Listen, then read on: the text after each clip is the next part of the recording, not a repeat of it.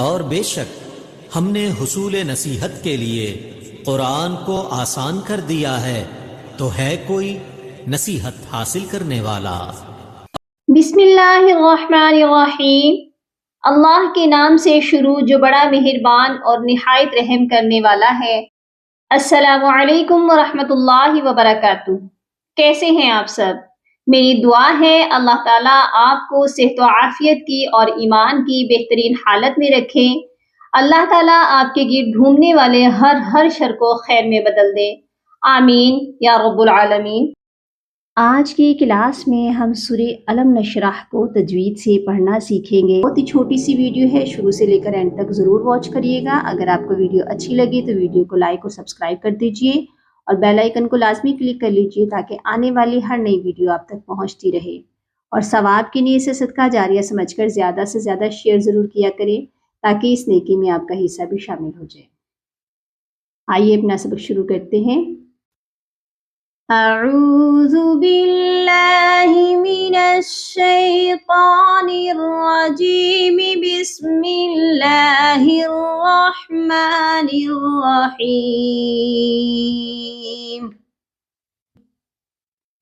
سورۃ الم نشرح مکیہ، سورت کا نام الم نشرح ہے، اس کو انشراح بھی کہتے ہیں، اور یہ مکے میں نازل ہوئی۔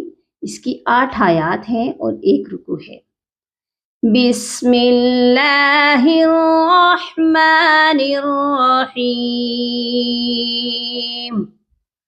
الم نشرح لک صدرک، الم نشرح لک صدرک، الم نش نون شین زبر نش، راح زبر راح، نش راح، اس کو نشرا نہیں کہنا، ہا کے ساتھ اس کو پڑھنا ہے اور ہا کی آواز بالکل کلیئر ہونی چاہیے۔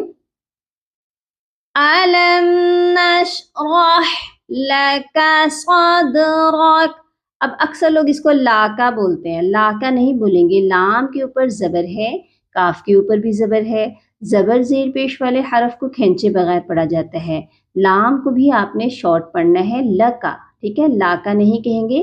لکا صاد، صاد دال زبر صاد، دال حروف قلقلہ ہے، ہم یہاں پر آواز کو ڈبل کریں گے، یعنی کہ دال پر ہم نے آواز کو تھوڑا سا ہلانا ہے۔ صاد رک، اور کاف کو رک، یہاں قلقلہ نہیں ہونا چاہیے۔ صاد رک، الم نشرح لک صدرک، ووضعنا عنك وزرك، واو زبر وا، واو زبر وا، وا وا، 2 واو ہیں، اس کو وا وا نہیں کہیں گے، ٹھیک ہے۔ وا وا وا، غاد کو عین کے ساتھ آپ نے ملانا ہے، عین کی آواز کلیئر ہو، غانا نہیں کہیں گے۔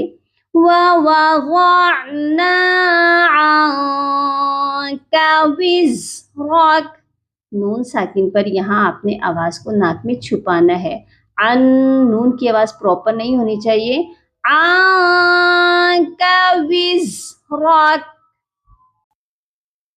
الذي انقض ظهرك۔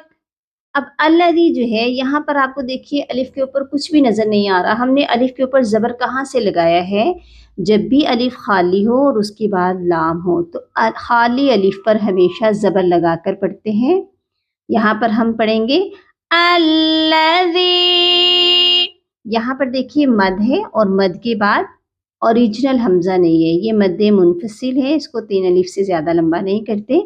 الذی انقض، یہاں پر بھی نون ساکن پر آواز کو جو ہے ناک میں چھپائیں گے، قاف کو بھی موٹا، غا کو بھی، اور اس غا کو بھی موٹا پڑھیں گے۔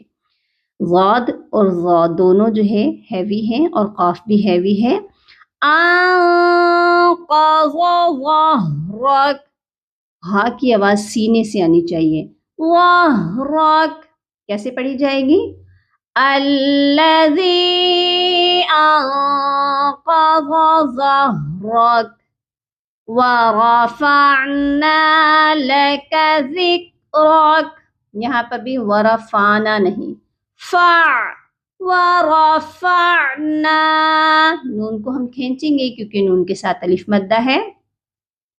ورفعنا لك ذکرک، یہ کاف جو ہے قلقلے والا نہیں ہے، یہاں پر بھی آواز آپ کی ہلنی نہیں چاہیے. ذکرک ایسے نہیں ہوگا، ذکرک.